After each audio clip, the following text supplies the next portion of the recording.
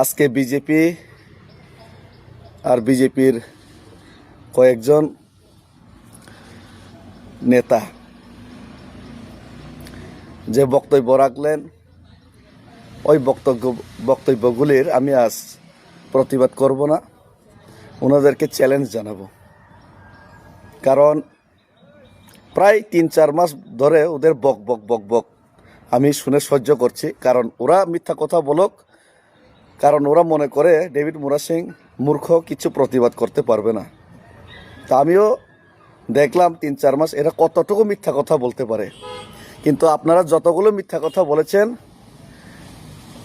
এটা ডেভিড মুরা সিংয়ের, এই মিথ্যা কথাগুলির ডেভিড মুরা সিংয়ের মোকাবেলা করতে হবে। প্রথমেই আজকে আমি চ্যালেঞ্জ জানাচ্ছি, রেবতী বাবু তুইবান্দালে গিয়ে উনি বক্তব্য রাখলেন, ডেভিড মুরা সিং দিল্লিতে পায়ে হেঁটে গিয়ে আন্দোলন করার পর বাড়িতে ফিরে এসে গাড়ি কিনেছে নতুন, রাবার বাগান করেছে, রাবার বাগান কিনেছে, দেশের বাইরে ভ্রমণ করেছে। আপনাকে এই তিনটা যে মিথ্যা কথার প্রমাণ সরাসরি দিতে হবে। আপনি যদি প্রমাণ দিতে না পারেন তাহলে আপনি মাপ চেয়ে নিন, আমি ক্ষমা করে দেব রাজ্যবাসীর কাছে। আপনি প্রেস বিবৃতি দিয়ে মিডিয়াতে এসে আপনি ক্ষমা চেয়ে নিন, তাহলে আমি এফআইআর করতে বাধ্য হব, নাম্বার 1। আর আমি চ্যালেঞ্জ করে বলছি, আপনি যদি প্রমাণ করতে পারেন আমি দিল্লি থেকে ফিরে আসার পর নতুন গাড়ি কিনেছি, আমার নামে হোক, আমার বাবার নামে হোক, আমার মায়ের নামে হোক, আমার ওয়াইফের নামে হোক, আমি যদি দিল্লি থেকে আন্দোলন করে ফিরে আসার পর আপনার কথা মতো আমি যদি নতুন গাড়ি কিনে থাকি বা রাবার বাগান কিনে থাকি, আমি চ্যালেঞ্জ করছি, আপনি প্রমাণ করতে পারলে, জনগণের সম্মুখে প্রমাণ করতে পারলে আমার জায়গা সম্পত্তি যা আছে সব আপনার বিজেপি পার্টিকে আমি দান করে দিব। যান, চ্যালেঞ্জ। আরেকটা কথা, মুখ্যমন্ত্রী মানিক সাহা মহোদয় উনি বারবার তিপ্রাসা এলাকায় এসে তিপ্রাসাকে পাসরা বিতরণ করিয়ে এডিসির ফান্ডের, এমডিসি ফান্ডের টাকা দিয়ে ওই এডিসির বিরুদ্ধে, তিপ্রাসার বিরুদ্ধে কথা বলে ডাইরেক্টলি। এখন মাধ্যমিক পরীক্ষা হবে, 12 পরীক্ষা হবে, যদি বাংলা স্ক্রিপ্টে প্রশ্ন ছাপানো হয়, গতবার আপনি কথা দিয়েছিলেন, স্টুডেন্টরা যদি পরীক্ষা দিতে না পারে সম্পূর্ণ মনে করবেন মানিক সাহাই দায়ী। এই মানিক সাহা মুখ্যমন্ত্রী কালকেও বলেছেন তিপ্রাসা মা বোনেদের সামনে, তিপ্রাসা ভাইদের সামনে তুইবান্দালে, যে আমি কোনো মতেই, আমি নিজে ইংলিশ পড়বো, আমি নিজে ইংলিশ দিয়ে লিখবো, কিন্তু তিপ্রাসারা কোনো মতেই ইংরাজি দিয়ে পড়াশোনা করতে পারবে না, ইংরাজি স্ক্রিপ্টটা ব্যবহার করতে পারবে না কক বরক লিখতে। আপনারা মরলে মরুন। তিপ্রাসার জনসভাতে গিয়ে তিপ্রাসার ভবিষ্যতের বিরুদ্ধে উনি কথা বললেন। উনি বললেন তিপ্রাসা একট কোনো মতেই হতে দেব না। আগে মহারাজা বলতেন ত্রিপুরা থেকে তিপ্রাসা একটের বিরোধিতা করা হচ্ছে, তিপ্রাসা বিরোধী কিছু কমিউনাল লোক আছে, বসে আছে ত্রিপুরা রাজ্যের মধ্যে। আজকে জানতে পারলাম ওই কমিউনাল ব্যক্তিটি, যিনি আজকে তুইবান্দালে জনসভাতে গিয়ে বললেন যে তিপ্রাসা একট হতে দেব না, তিপ্রাসাদের বিরুদ্ধে আমি আছি, এটা উনি নিজেই বললেন। তো আমি মানিক সাহাকে এখন চ্যালেঞ্জ জানাতে চাই, মুখ্যমন্ত্রী বাবুকে, আপনি বলেছেন এডিসিতে 6,000 কোটি এডিসির টাকা পাঠানো হয়েছে। আপনি যদি এডিসি কোনো দপ্তরে 6,000 কোটি টাকা পাঠানোর প্রমাণ দিতে পারেন, আপনারা তো প্রমাণ দিতে পারলেন না, মুখে মিথ্যা কথা বলেন, প্রমাণ দিতে পারলেন না।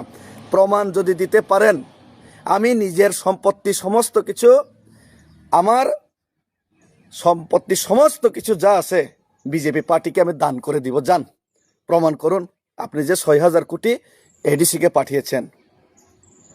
প্রমাণ না করতে পারলে রাজ্যবাসী এবং তিপ্রাসাদের কাছে আপনি ক্ষমা চান, মিথ্যা কথা বলেছেন, মিথ্যার উপর মিথ্যা। চ্যালেঞ্জ জানাচ্ছি, আমি আমার সমস্ত সম্পত্তি আমি দিয়ে দেব আপনাকে। যা আছে সব দিয়ে দেব আপনারা যদি প্রমাণ করতে পারেন আপনাদের মিথ্যা কথার সপক্ষে। আরেকটা কথা, আপনারা টাকার কথা সব সময় বলেন, টাকা খান বলে টাকার কথা বলেন। ভিডিও গতকালকে আমার হাতে এসেছে, আমি বানাইনি, আপনাদের বিজেপির কার্যকর্তারা বানিয়েছে।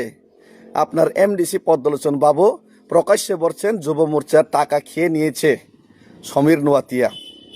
গামাইসরা রাস্তার টাকা 2.5 লক্ষ টাকা না কত লক্ষ টাকা খেয়ে নিয়েছে। আমি বলছি না, এমডিসি পদ্মবাবু বলছে টাকা ভাগ বাটোয়ারা ঠিক মতো হয়নি, উনি প্রকাশ্যে ভিডিওর মধ্যে বলছে। আর ওনার বিজেপির নেতারাই ওই ভিডিওগুলো আমাকে পাঠাচ্ছে, আরও প্রমাণ আছে। আপনারা যদি সাহস থাকে, আমি নিজের সমস্ত কিছু ইনকাম ট্যাক্স রিটার্ন ফাইলে দেখাই এবং দেখাতে রাজি আছি মিডিয়ার সামনে। কিন্তু আপনাদের এমডিসি পদ্মবাবু, রেবতী বাবু, আপনাদের কয়েকজন মন্ত্রী, ট্রাইবেল মন্ত্রী, সবাইকে বলছি না, কয়েকজনকেই বলছি, আপনারা যদি সৎসাহস থাকে চলুন মিডিয়ার সামনে আপনাদের সম্পত্তির উৎস কি, আয়ের উৎস কি, আপনারা কিভাবে ওই গ্রামীণ ব্যাংকে আপনারা 14 লক্ষ টাকার ফিক্সড ডিপোজিট কিভাবে রেখেছেন, কোথায় থেকে টাকা পেয়েছেন, আপনাদের আয়ের উৎস কি, এটা যদি আপনারা মিডিয়ার সামনে দেখাতে পারেন আমি রাজি আছি। আপনারা যদি দেখাতে পারেন আমি নিজেকে, নিজের যত কিছু আছে সব আপনাদের বিজেপি পার্টিকে দান করে দেব, চ্যালেঞ্জ।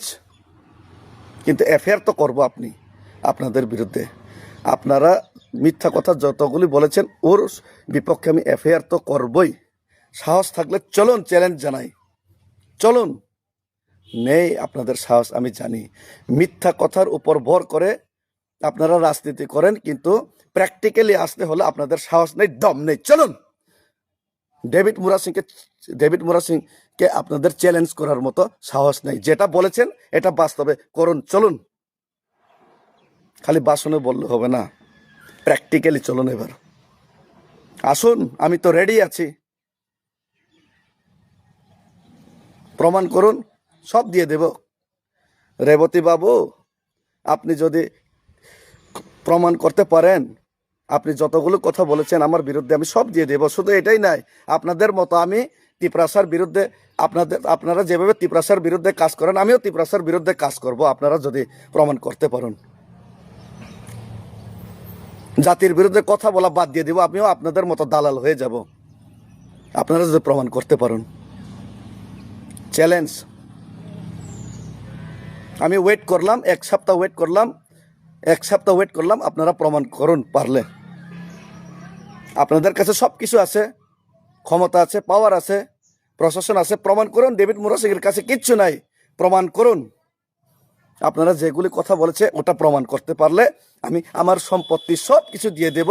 আর আপনাদের মতো আমিও জাতির বিরুদ্ধে কথা বলবো। আপনারা যেভাবে জাতির বিরুদ্ধে কাজ করেন আমিও আপনাদের সঙ্গ দিয়ে জাতির বিরুদ্ধে কাজ করব, আপনারা যদি প্রমাণ করতে পারেন এগুলি।